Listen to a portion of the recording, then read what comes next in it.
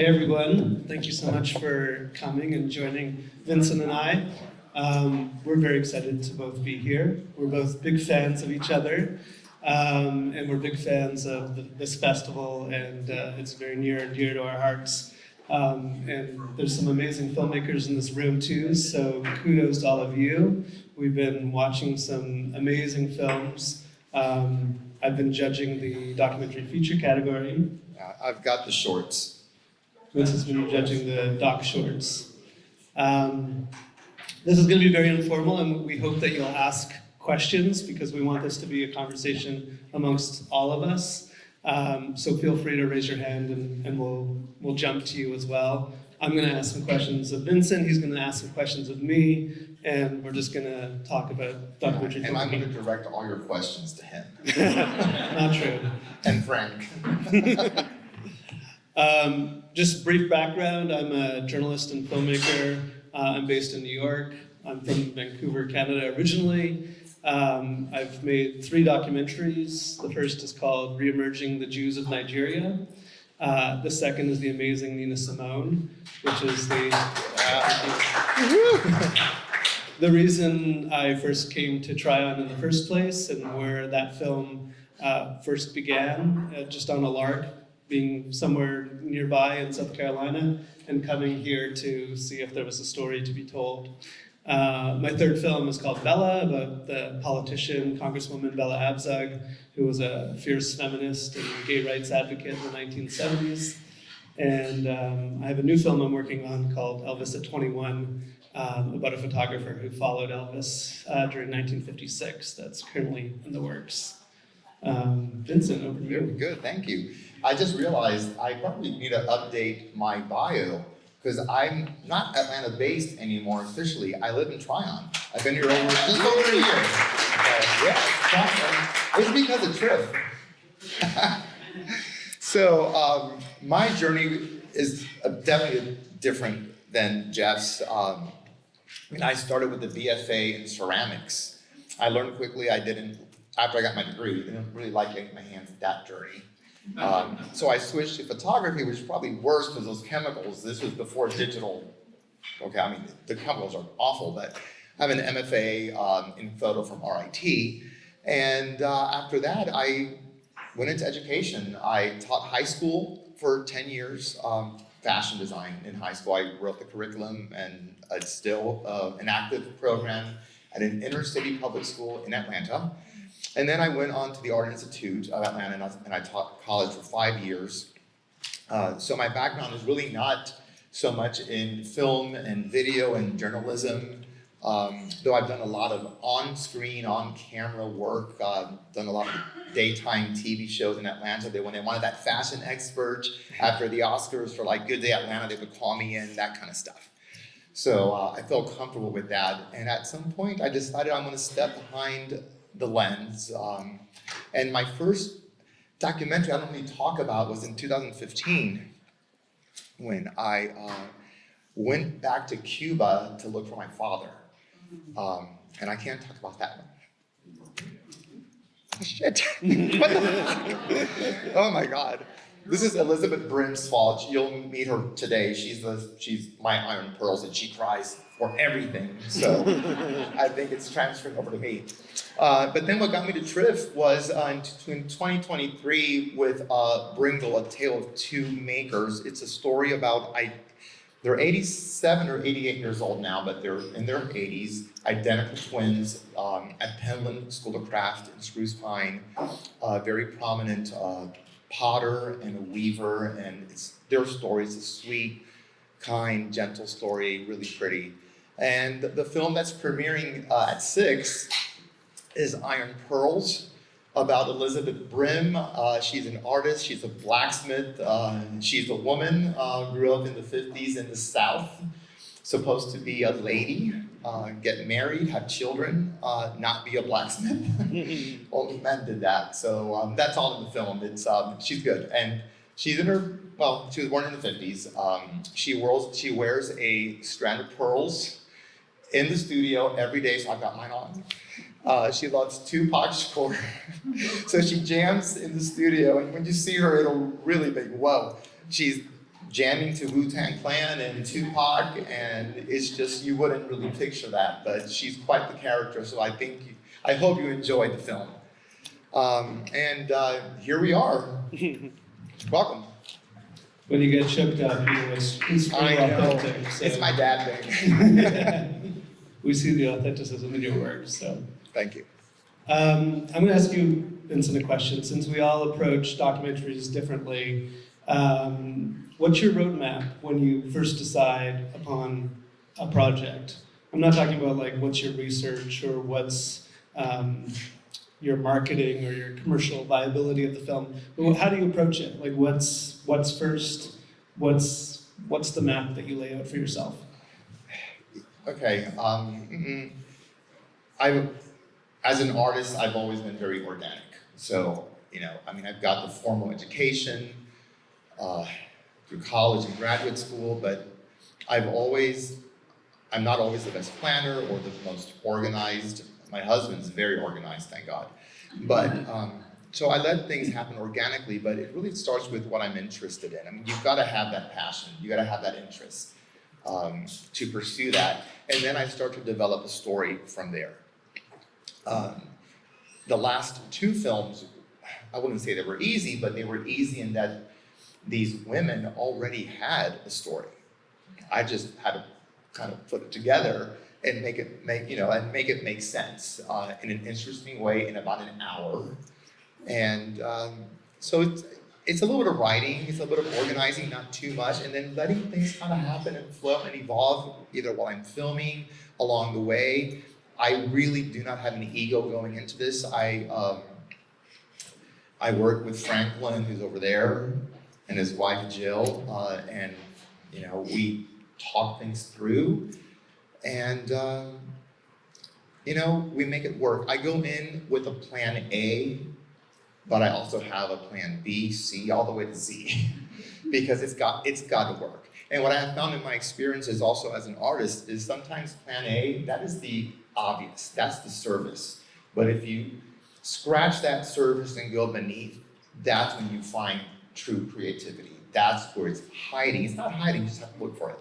So plan A is not always the best plan for me. So I found plan B and C to be sometimes better, more creative options.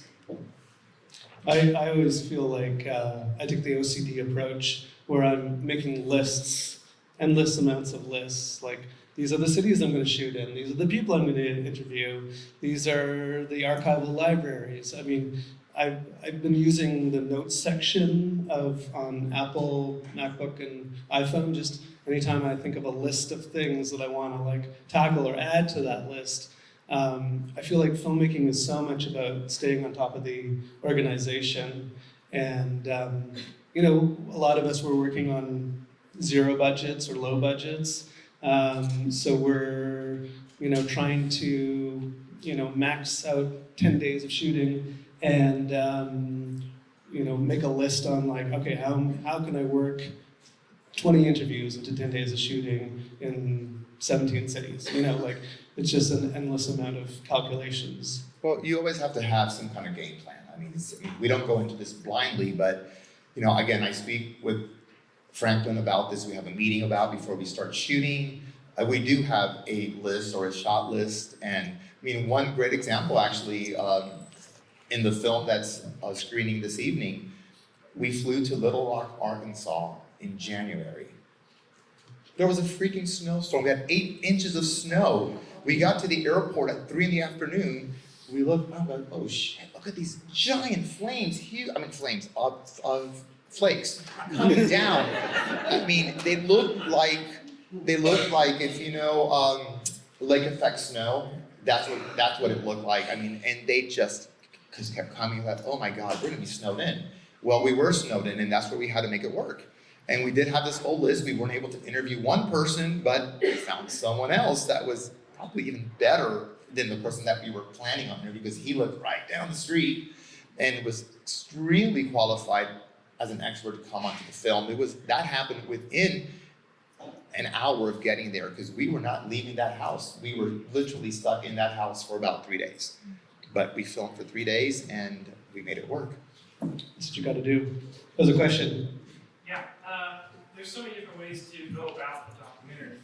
How do you find your personality, the way you like to work, influences the direction of the documentary itself? Say it again. There's like, you know, you can have some story-driven, or just your a fly on the wall, or there's like so many different types of documentaries. But how does your personal personality or brand or style affect how you go about directing the? Yeah, I guess, I mean, for me, I've been lucky with these last two films because I've also known these women for about 40 years. I was in my 20s when I met them. And so I already had their backstory. I mean, they filled in the blanks. So that really helped. So I mean, if I did a film about someone or something that I'm not as familiar with, I would just have to do tons of research, honestly. But I also, you know, and I think most of us who are documentary filmmakers, we watch documentaries. You know, I mean, I go on Netflix or on Max, and I see what others are doing, and it's not to copy them, but to see, you know, what's relevant, what's going on, you know, and kind of find my voice that way too with things that I like. I mean, it's like, how do you decorate your home, right? Like, you decorate with things that you like, and you've got your touch in it. And I think art and filmmaking is very similar. That's where you start putting your personal touch in it. And I think sometimes the materials start revealing themselves to you as to, like, you think you're going to start the film one way, but then a piece of archival falls in your lap, and you're like, oh my God, this is the way to start the film. Like, this says everything. And sometimes something else better comes along. So as a planner, you try and plan as much as you can for a film, but then you also realize, like, the film is going to reveal itself, and you don't want to put too much of your own stamp on it to the point where you're like forcing it, because sometimes you don't even know how the story is going to end or what the middle is. I always give the advice that, like, a film should change every 10 minutes, that you can tell one piece of a story, but that at 10 minutes later, like, something significant has to develop and change, and your character has to grow or be challenged or move on, very similar to like a feature narrative. I think documentaries sometimes fail by, like, not pacing itself in a way that, like, okay, we're on to something new. And if you're working in a 90-minute film, you're gonna have 7 to 10 chapters, and you want to make sure that pace keeps going. I think one of the toughest things that we have when we're editing too is actually editing. It's like, okay, do we really need, like, we got to shave down a few more minutes because it's starting to drag, and like you just said, you want to change your story every 10 minutes or so. And so, we have to just, like, check ourselves and, like, okay, let's watch this again, and let's really get to the core of what this person is saying or what we're trying to convey, and how do we make that maybe more concise, not to drag it on too long. And it's just not, fall in love with your own work, because at the end of the day, like, what I say to myself in my head as I'm watching what our work and we're editing, I think about the viewer that has no idea who the subject is, what the story is. So just because I know it, you don't know it, and there may be some details that aren't really that significant. So we go back and forth a lot, but we do chop a lot, and it makes a difference. Yeah. I had a revelation recently with my first 3 films.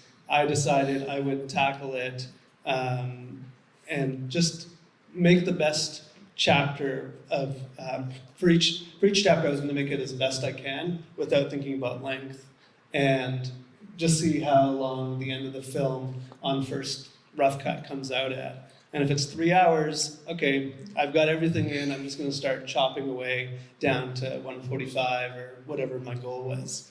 And with my newest film, I decided I'm not going to do that, because that trimming process is really difficult.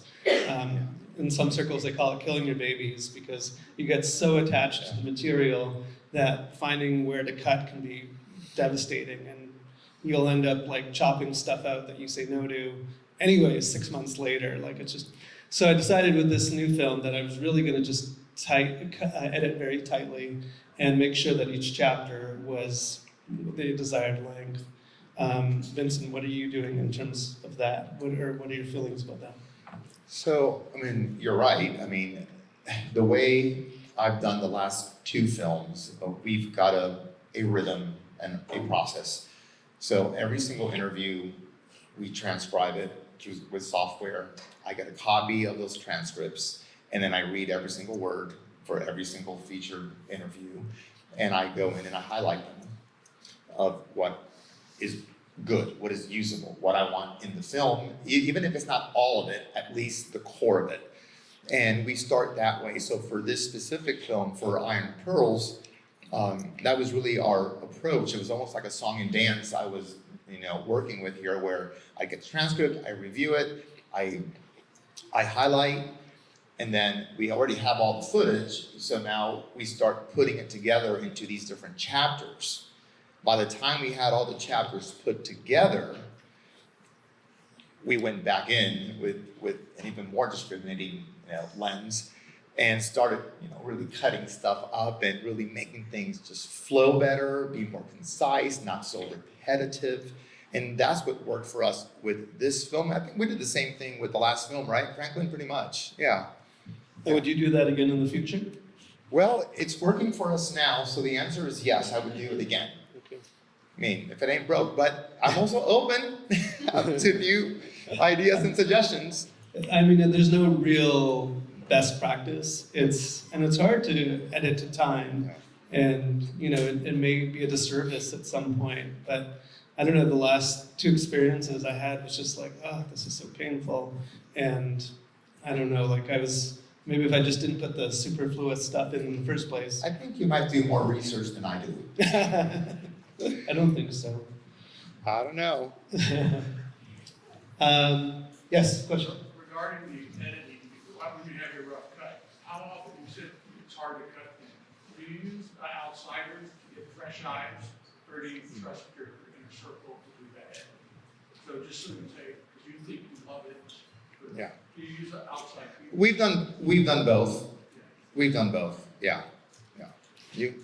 What I typically do is I'll spend a lot of time on the rough cut, getting it to a place where I really love it, and I'll watch it thousands of times, not thousands, I'll watch it dozens of times and like make notes, go in and change it, wait a week, fresh eyes, watch it again, make more notes, and then where I feel like I'm kind of at a comfortable place, I'll send it to a handful of people and I'll ask them to watch it.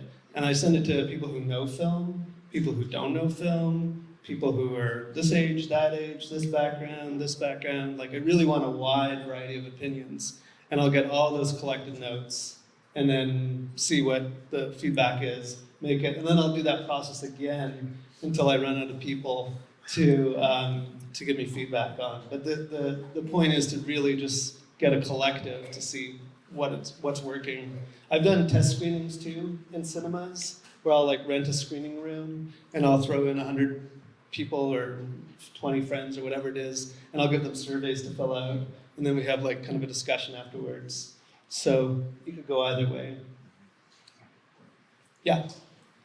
Transitions of narrative or documentary are always tricky. How do you guys find that out, and what are some elements you use to help with that transition between the blocks? Okay. Do you want to jump in and I'll go? Sure. It kind of depends. Like with Bella, I was going through different decades and different years. So I would use year sort of transition marks where I just reset the music, do sort of an establishing shot, give people a breath where there's no dialogue, reset the year, and that kind of worked out nicely. With Nina Simone, like there wasn't that kind of, we're doing more broader decades kind of thing. But it's the same idea. You want to like have the dialogue end and like use your music or your B-roll to really kind of like give the audience a chance to like digest all the information. I tend to pack a lot of stuff into my films, if you've seen them. And I, use those little moments to be like, okay, this is this is a moment where you can break. What I don't like on the flip side is I don't like long transitions. I don't necessarily need like an animation or a plate or something that where you're kind of taken out of the film.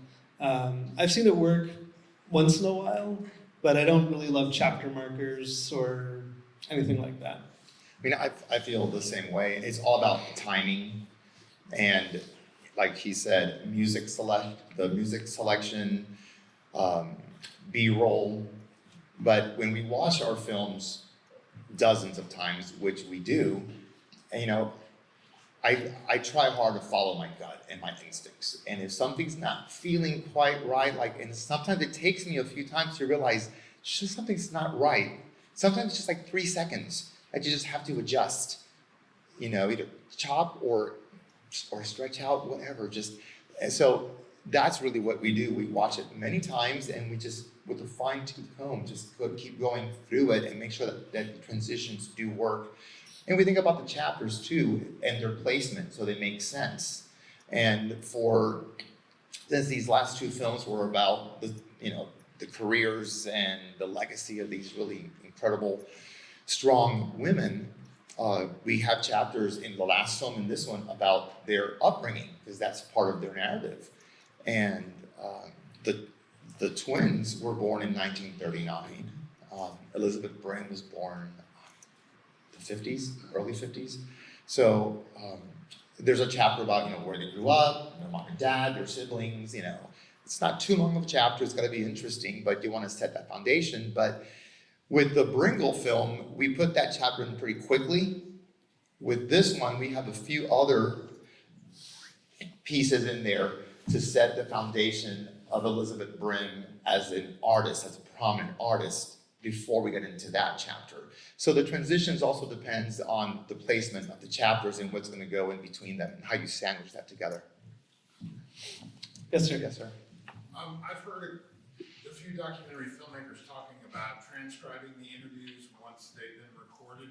What is that transcription value versus just watching the video of the interview and cutting from there?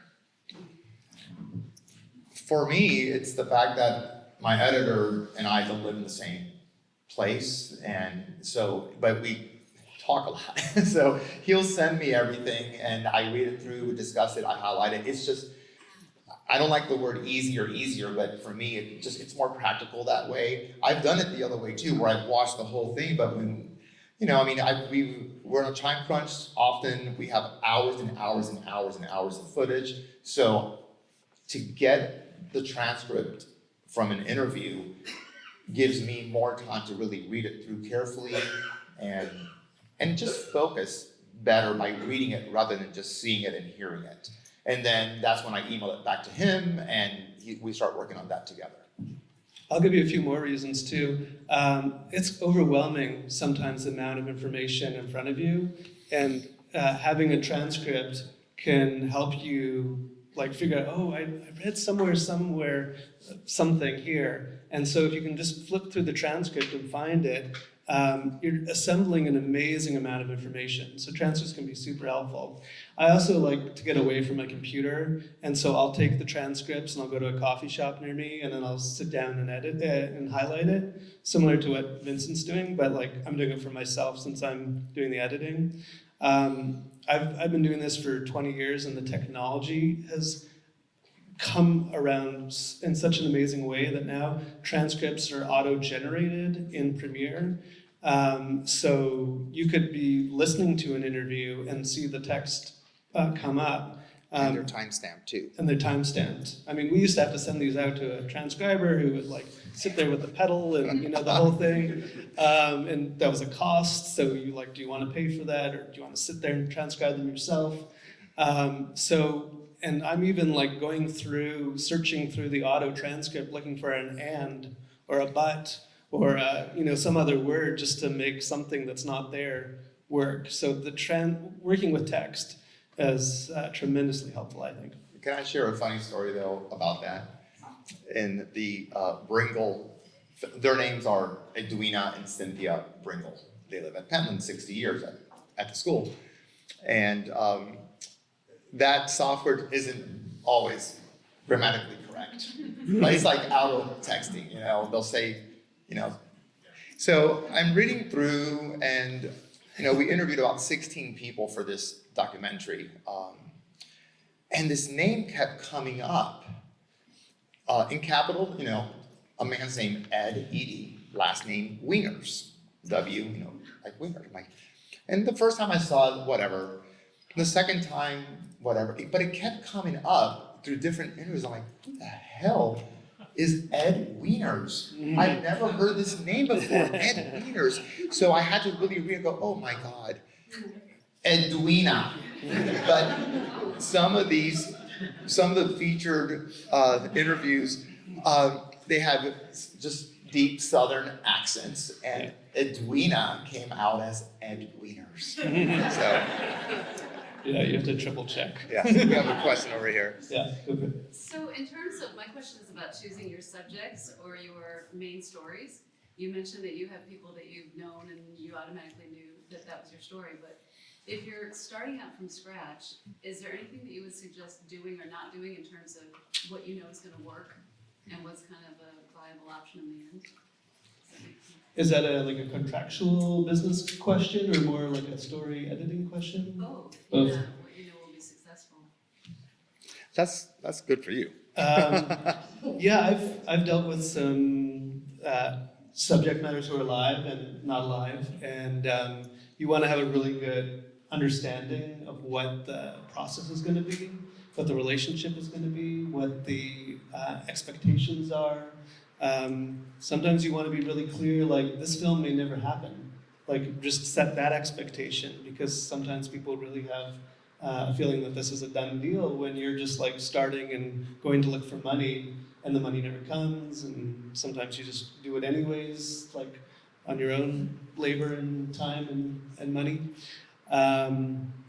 So I think being really clear, and you know, oftentimes you want to have a lawyer just draw up a simple agreement about what the relationships are, who owns what, who profits, if there is a profit at some point, and then what the story is too. Like, you don't want to immediately get into a situation where someone's unhappy with the story that you're trying to tell. So you want to be clear, like, hey, this is the story I'd like to tell, A, B, and C, Act 1, 2, and 3, and just have that. Because if they're not comfortable with it, why get yourself into that situation? I'm a big advocate for errors and omissions insurance. It's saved my life many times. I've given you that advice. It's the best money ever spent, trust me. Errors and omissions insurance. So it's a special insurance for filmmakers. Independent filmmakers especially benefit from it. If there's an error in your film, like you say somebody married somebody because you read it online and that ended up not being true, or actually was never officially married, you don't want someone coming after you and saying like, you defamed me or you misstated the truth about me. Omissions, also important. Someone may say like, how could you not have interviewed me? Or how could you have left out that story? Or how could you have left out that fact? I'm the daughter that so-and-so never had, or they did have, but nobody knew. So you really just want to protect yourself against any claims that might rise up. And the insurance is pretty good and will cover you. And there's obviously a deductible, but it'll pay for your legal costs. Sorry? What coverage do you get? How much? It's up to you, like how much you want to pay, but like I think the last policy I got was like $100,000 coverage. He's good. Yes, Barbara. Do you ever work with a producer? And if yes, how do you pick it and what's the relationship you're having with them? So the question is, do we ever work with producers, and what's Yeah. the relationship that we have with them? Vincent, Yeah. you want to tackle? I haven't. Well, that's not true. I mean, this current film was on me. I can say that. That was really wonderful. The last film, I had a team I was working with. So there were people in that team and contracts, and so it was just different. Yeah. We just have to have an understanding, like he said, and be very clear. So the filming process actually went very smoothly with that. With this one was even better because I didn't have to answer to anybody. So, and since Elizabeth was with me at every single, scene, pretty much, she was there. I mean, so it was just this was very nice. It may not always be this way, but at least I'm gonna ride this wave for a little bit because it's good. And I worked with producers in different capacities. Some of them have just come on and said, like, I don't have a lot of time to give, but I want to learn from you. And so, like, I can give this many hours for now, let's see. And so we just sort of have an understanding, and I'll say, like, great, can you just start on the music licensing research? Like, here's a specific job that I can hand off to you and not have to worry about. Or can you work on this shoot or this, finding this archival, that kind of thing. So, it's nice to be able to delegate some of the workload off. And, both Vincent and I are working on micro budgets or self-funded budgets. So, the producers we work with are not necessarily looking for a salary. They kind of know that from the beginning. So they're looking for experience or credit or just the beauty of telling powerful stories. So they are giving a certain amount of time, and I try to be as respectful as possible about how much time they're willing to give. I've also had producers who've given money to the film and then earn a credit as well. Or a producer who's given me the story idea to begin with and gets an executive producer credit. And there's no necessarily responsibility that they may have, but they're advocating for the film. I saw another hand. Hand right here. How do you navigate interviewing subjects who may not be particularly presented in the most positive light? Good question. And that's really probably one for you because mine, I mean, again, these two films I've got, the people that were in the film absolutely adore these artists. So they only had great things to say. So I didn't have to worry about that. I think you might have had more challenges perhaps with some of your subject matter. Yeah, and just from my news background, I've encountered that as well. The fact is that everyone has a story to tell, and everyone has a side of the story that they want to tell. And so you put a camera in front of someone, and they may have told you previously, I'm not going to talk about this, this, and this. And by the end of the interview, they've talked about this, this, and this, and more. People want to get stuff off their chest, even secrets they may be holding dear to them. And so, my approach is to be curious, interested, modest, vulnerable, make them as comfortable as possible. I always tell people, this is just a conversation between you and I. Forget the cameras, like anything you want to say, you can say it 3 times over until you feel like you got it right. Anything you say that you feel like you didn't want to say, we can talk about it afterwards. So don't filter yourself or don't limit yourself if you feel like you're doing that. I don't know, I just try and be like a nice guy and hope that they trust me and that, there is a trust factor. So in that respect, yeah, I mean, I say to everybody, listen, please trust me. If you say something that you're like, oh, no, I shouldn't have said that, I promise you, we're not going to put it in there. It will not be in there. And we make a note of it. But have you had nights where you regretted saying that? No. Nights where you're like in bed, like can't sleep because you really want to put it in, but you said no? I haven't. Have you? I've never made that promise. You see? Yeah. I definitely made a safe space for everyone's interview, but I do feel like that's a slippery slope. Yeah. But we're also working with different subject matter and different content, and that makes a big difference in this conversation. But your next film might be like right. that. My next film might be like that. Yeah. All right. Yes. How do you prep your interviewee for getting on camera, and then when you're in the interview room, I kind of gently need them to get get those words out that you're trying to get them to say? I draft the questions and I send it to them in advance so that they can prepare. For example, one of the women in my film today is the executive director of the Metal Museum. And one of the chapters is about the history of blacksmithing in America, an idea that someone may have given me about a year ago. And so when we met for the interview, I had all of the questions. She was one that was supposed to come to Little Rock from Memphis and got snowed in and she couldn't make it. So we had to reschedule her interview for many, many months later. But she said, "Oh, Vincent, you made me really work." Because she had to do her research because she's not going to make a mistake, in whatever factual information she's, talking about. So, and yes, I always send my questions first, and I make my interviews very conversational. What I didn't say earlier on when we started speaking, I've done a lot of on-camera interviews with my last job with the Art Institute. During COVID, I took over and anchored the digital platform for 8 campuses, and I created and wrote and produced an interview series. So I interviewed over a 2-year period. Oh my gosh. Everybody from artist Ashley Longshore in New York to Beyonce's father twice. So I had to write the questions, and I just had to learn how to get the answers out of them. You just have to ask the question in a different way.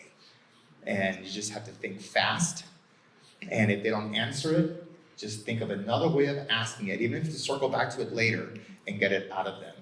And with my documentaries, it's a little different because I am giving them the questions beforehand. They've had time to think about it. I don't rush them. I don't speed them up. I keep it very conversational. I smile a lot so they feel comfortable. Take a break if we have to. And it seems to work. And they pretty much do answer, I would say, almost everything that I need. How long are your interviews? It really, really depends. They could be 90 minutes to 2.5 hours. And there's often follow-ups. So with this film, because she's an artist, we spent days in her studio while she's banging on metal, red hot flaming, black, steel and iron. And so we did a lot of that. We filmed in her house, we filmed around the studio, we did one-on-one interviews. So that went on and on for a long time. But for the featured interviews, usually 1 or 2 shots. The shots in Little Rock, because we were, again, snowed in this beautiful home. It was great with lots of alcohol. But the couple that we were interviewing, Brad and Bobby, we did multiple interviews with them there. So it depends. If I get everything in one shot, which is really the goal when we're working on this shoestring budget, we try to get everything in one shot. But if we have to reschedule a follow-up, then we do it. And to give you the opposite side of it, I don't ever give people questions in advance. I sort of approach it as a journalistic pursuit, and I often feel like there's more spontaneity as well if they don't have the questions. Certain cases, for sure, I will give questions in advance if I feel like they're demanding it or they want it or they just would feel 10 times more comfortable. I have an interview coming up where, I told the person I would give them the research as well, but it's their own research that they wrote 40 years ago. I'm just trying to make it less of a burden on them. But generally, aside from a few Hollywood A-list stars who also demanded questions in advance, I try and keep it really spontaneous and hope that they just know the information already. I'm not asking them stuff that they're going to need to research. And I usually can fill in the gaps. Like, you don't need to know what year that was. I'll fill that in for you. But the story is really the heart of the interview. Let's switch over to money and fundraising and how do we make a living real briefly on this. I guess my big advice... You see, he didn't give me the questions beforehand either. Surprise. Great question. Yeah, go for it. Have you guys ever, in your, process of the interviews and just the process along the way, had this trajectory that you thought it was gonna go, and this is my story, and this is what I want to do documentary-wise, but then as you're going and you're interviewing people, you realize the story is something different than you thought it was, especially when you're interviewing people and you're like, this is the better story, or this is actually what I want to do this documentary on. Has that ever I mean, for me, that really falls back to what I said earlier about having multiple plans, A, B, C, because that might be, right, that's where I'm thinking, that's where we're going with this, and then something happens or doesn't happen, and I have to maybe redirect a little bit. Or something does happen, like, oh my God, I mean, we almost cut a scene out of this film, which is, in my opinion, the best scene. It's the most exciting scene because you're seeing her doing something like, wow. And we were always planning on shooting it, and we couldn't get the schedule, her schedule, aligned with our schedule. And it took months and months and months to finally get Elizabeth to the point where she was ready to create this piece that we can document. And I came this close to saying, you know what, we're just gonna scrap it because we got so much other stuff. Well, it turns out it was the last scene that we shot over a 2 or 3 day period. Oh my God, thank God we were there. It was so good. I know it's my film, I'm saying it, but it really is that good because, well, I'm gonna tell you what happened, but it's like, yes, thank God that happened. So we started with that intention, we almost scrapped it, and then we went back to it. So just having that flexibility, I find to be very important. The whole art of making a documentary is being open to discovery and seeing how the story unfolds for you. I mean, you're researching ahead of time, but an interview is research. Like, you're asking questions and finding out information. So the story really develops through interviews in many ways. So money. Yeah. Money. My big advice, and I'll be curious to hear what you think, you need a thick skin. There's a lot of rejection in making a documentary, and it starts with grants, and it starts with asking people for money, and it starts with asking investors, and it starts with trying to sell to broadcasters or get a pre-acquisition from a streamer. There's a lot of no's, there's a lot of no responses, there's a lot of just, how the hell am I gonna make this when this is the response so far? But I think you can't sit and wait for that permission. You can't sit and wait for that, okay, we're going forward. I think you just have to start going in small baby steps. At least for me, that's how I've made 3 films so far, is I was waiting for grants or I was waiting for things to come in, and I just started doing stuff in the meantime, and next thing you know, you're just making the film. My first film, I didn't know how to edit. I didn't really know how to shoot, but I just did it anyways because there was no other way it was going to happen. But you've been successful at grants. I mean, somewhat. I mean, I've been rejected from most. I've had more rejections than I've had actual grants, but including with this film, we got a good number of grants for the Bringle film in 2023. But again, I was working with a team in Spruce Pine, and I wasn't alone in this. This one I am, and that's the flip side. Yeah, I get to call all the shots, but I also have to do all the work. So a lot of grants I didn't get, but I did get some grants, which makes a huge difference. And then fundraising, I mean, which I hate, but literally asking people for money, whether it's $5 or $5,000. And people did. I mean, again, Elizabeth Brim is So how do you loved. do it? How do I do it? Well, what really helps, at least what's helped and worked for me, is going through a nonprofit. So I've got 2 fiscal sponsors. I got a partnership with the Metal Museum in Memphis, and they exclusively managed, I got a Wingate Foundation grant. And they don't grant to individuals, to private citizens, they only grant to nonprofits. And so. But I mean more like, how do you ask someone for $5 or how do you ask someone for $5,000? Well, that was the other thing. So once I got that grant, I got started. But I knew I needed more money, but I didn't want to wait to start the film, I knew the money was going to come somehow, somewhere, and it all hasn't, but at least enough to get to this point. So my other way I went, I applied for another fiscal sponsorship through the Southern Documentary Fund. I believe they're based in Wilmington, North Carolina, and they support Southern filmmakers and Southern stories. And I could have been rejected, but I wasn't. I got it. And what they do, they establish a private, a specific link and URL to your production. So if you go to the Southern Documentary Fund, you search for Iron Pearls, you see my film. There's different ways, from $10 to $500 to other, you put it in and it's tax deductible. And that's where we raise a lot of money, and that's, I use social media, I send emails out. I told Elizabeth Brim, Elizabeth, contact your collectors, they've got money, they want to see your film. And she's got such a support system that, people started donating, whether it was $25 or $50 or $500, but they started doing it little by little, and it started adding up. Now, the flip side to the fiscal sponsorships or partnerships, the organization takes a cut. With Southern Documentary Fund, they take 6% of every donation, which is better than the IDA, the International Documentary Association in LA. They take 7%. So I was happy when I found, the Southern Documentary people. But yeah, it's not an easy ask. I don't like asking for money.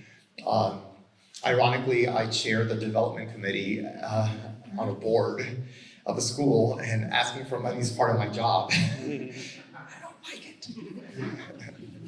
I also feel like if you're able to get your film to a rough cut stage, that's a way better way to ask for money from individuals, grants, broadcasters, streamers. They want to know that something's actually a reality and not some fantasy.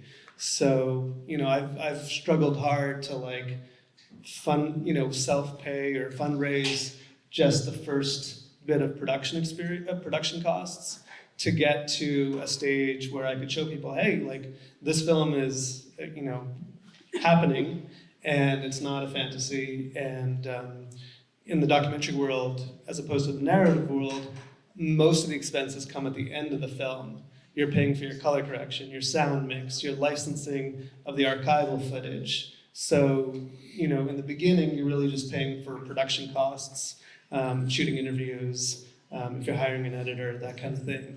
So we're fortunate in that sense that we can build a business, and every film to me is like building a brand new business with a different customer base, a different fan base, different marketing and artwork and website presence. LLC, also big proponent of forming an LLC for each film, keep things separate. But then if you can get to a rough cut stage, then you really maybe can get the ball rolling in a stronger way. But I also think, with your films that I've loved, and I just, money aside, yes, it's important, but if you love what you're doing and you're passionate, to an extent, when the money wasn't quite, we got that nice grant, but then money wasn't coming in, and I'm like, oh my God, maybe I go, you know what, this one is gonna happen, I don't care. If I have to completely work for free and just beg or whatever, it's gonna happen. And, we got, I don't know if it's lucky or what, but, we didn't have to. However, I've loved what I've been doing with these last two films, and if I had to work for free, I would, just to get it done. And I know after watching your film, Barbara, you know what I'm talking about, because it's something very passionate. It's something that's inside of you, and you want to get that story out. In case anyone's wondering, neither Vincent or I, or most of the filmmakers we know, make a living off of our films. We have other forms of income, but Mirror Gallery. Eventually, we hope that our films, will sustain themselves, and that one film will fund the next film. That's the goal of every filmmaker. Where can we find the amazing Nina Simone? The Amazing Nina Simone is available on several streamers. Amazon is the easiest place to find it, but it's also on YouTube Rental, Google Play, Vudu, Vimeo. AmazingNina.com is the place where one can find all the links. I also have DVDs here for sale and Blu-rays that you can also. Thank you for asking that. Of course, I'm a fan of Jeff Lieberman. Where we see your other documentary. Yes. Oh, well, the Toe River Arts Council in Spruce Pine, it was on their website for a while. I believe it's on their YouTube channel now. Yeah, I can send you a link, Sue Ellen. Thank you, Doc. Yeah, but the one, my new one you can see tonight. Oh. Here, at 6, I at the s- theater, yes, come at 6 o'clock. 6 o'clock. Yeah. I see 2 questions, 1 and then 2. Jeff, what's your process for seeking distribution? Does it start during the development phase or after your final cut? So it's changed. It used to be 5 years ago you could go to like Apple or Netflix if you could develop a contact or establish some sort of contact with someone there and send them like a pitch deck. Pitch deck is like a 5 to 10 page sort of description of the film, synopsis, bios, photographs, just give someone a feeling of the film on paper. Maybe you have a trailer or sizzle reel. I was at Tribeca Film Festival this year, and the general feeling was nobody's buying anything at the streamers or the broadcast level until you have a rough cut. That you could have a great sizzle reel, but nobody's really interested until they can see the whole thing. Or they might be interested, but they're going to tell you come back when you have a rough cut. So unfortunately, I'm now operating in a phase of like, let me get to a rough cut, and then I'll pitch them then. But it doesn't stop me from trying a little bit, especially if I get an introduction or a contact. I usually establish artwork, a poster, a website, a pitch deck, just for investors, anyways. So I'll have those materials ready, but I may hold back, especially because it may take me 2 years to get the rough cut together, and the people at those places might change completely. So you might be starting the whole process all over again and just, spinning your wheels all over. Got another question, I think? Yeah, Barbara. Another hand? So when you have your film, you still need money to promote it. Yes. And when you don't have the contacts, how do you raise that money also for the marketing and for building a community around it to potentially make enough of a buzz that someone is going to be interested in to buy it? Well, the question was about fundraising for the Like brilliant post. distribution of the film. I mean, that's equally important to fundraising for pre-production, production, etc. There's a lot of expenses that come with distributing a movie, whether it be travel costs, hiring a publicist, making buttons, making postcards, websites, social media, having someone do your social media for you, or impact campaign. So you want to make sure you raise those funds too. They're equally important, or that you save some funds for that. And you want to draw up a budget. Like, all right, let's say I only have $10,000 for my distribution, marketing. How am I going to spend that best? With Bella, my most recent film, I was very fortunate to receive a grant from the Ken Burns Better Angels Society, and that came at the end of the film. And I used that money, a lot of it for paying for licensing, a lot of it for post-production finishing, but I saved a good amount so that I could travel to film festivals or screenings. But then money started coming in for the film too, as a lot of film festivals will pay you for screening your film. I approached hundreds of cinemas and said, this film's available, would you like to screen it? And usually it's a 50-50 profit share. So money would come in that way.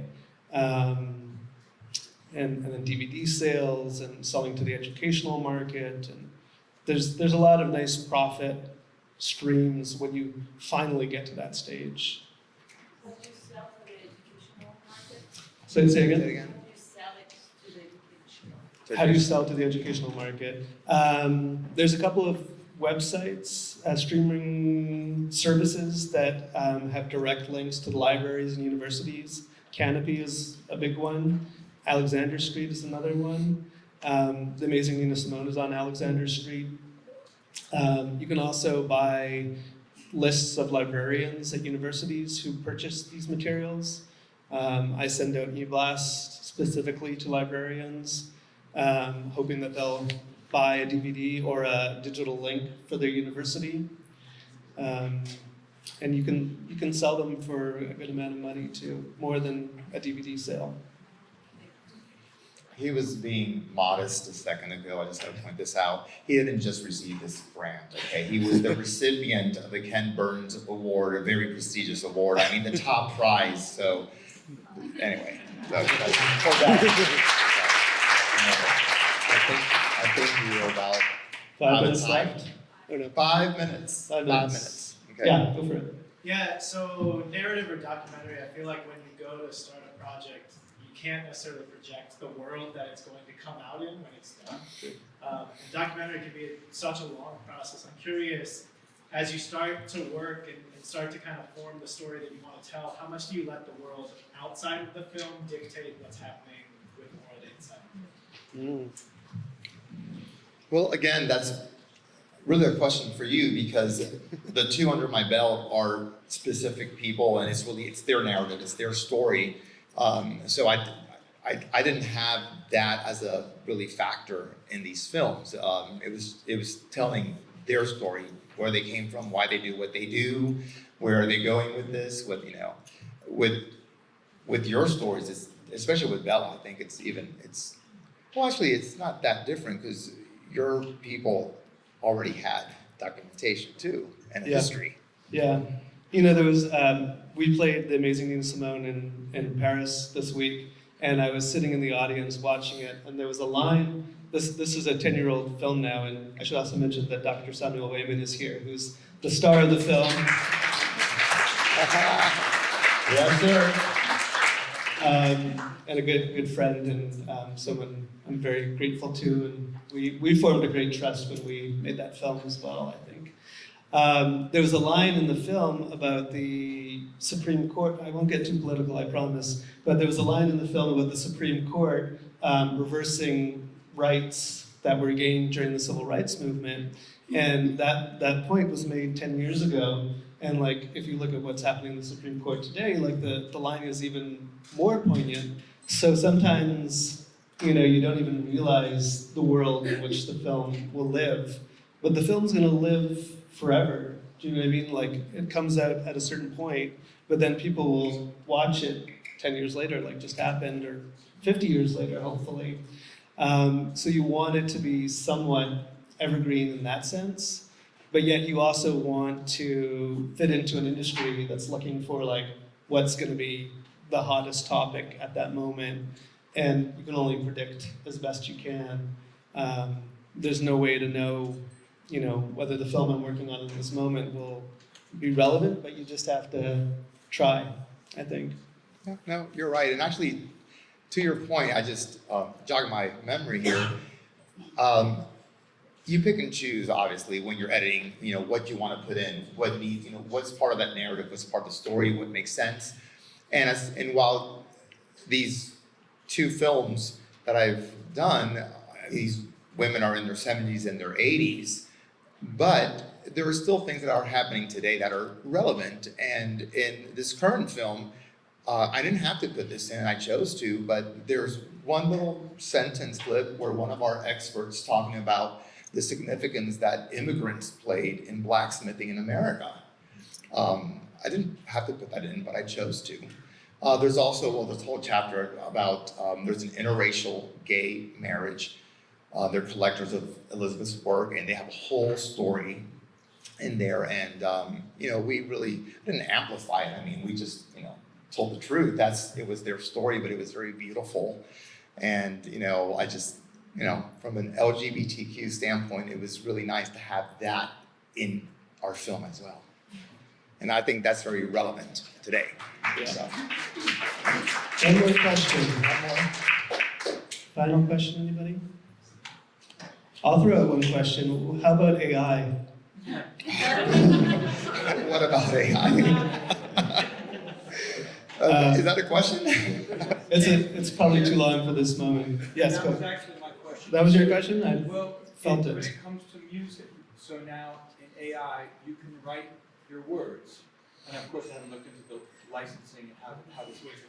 So are you looking into, have you yet, using AI, writing your own words, putting it to music, letting AI put it to music, and then use that for your films? Have you, and are you thinking about it? I'm thinking about it, for sure. I'll take it even one step further. I've started playing with Google Gemini, I believe it's called. Yeah. And Gemini. if you haven't played with it, do so because it's really fascinating. You can tell it like, create a room full of people sitting in an audience listening to two people on stools with microphones in their hands, and it'll generate a 30-second clip or 10-second clip. I can't remember what it was exactly.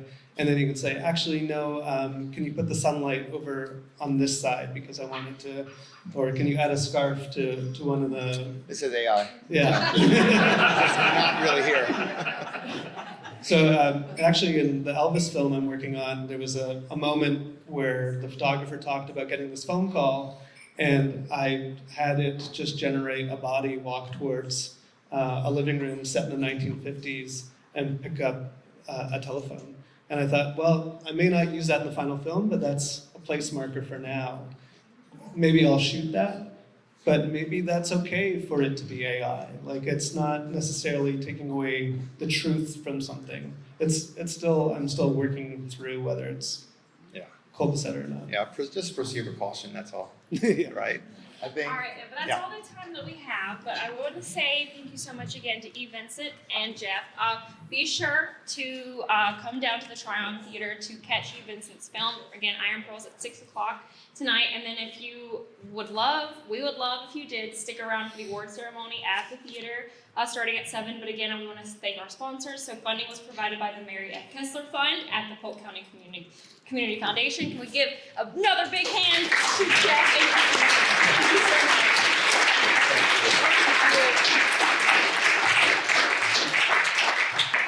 Thanks all for being here too. How can we follow you? Oh, how can we follow you? Yes. Instagram. Instagram is the easiest. Yeah, I mean, EVM Films. Yeah. And I'm Jeff. Or Allen. Mirabal Gallery. And I have postcards here if anybody wants, which also has the follow information. Okay. Thank you, everybody.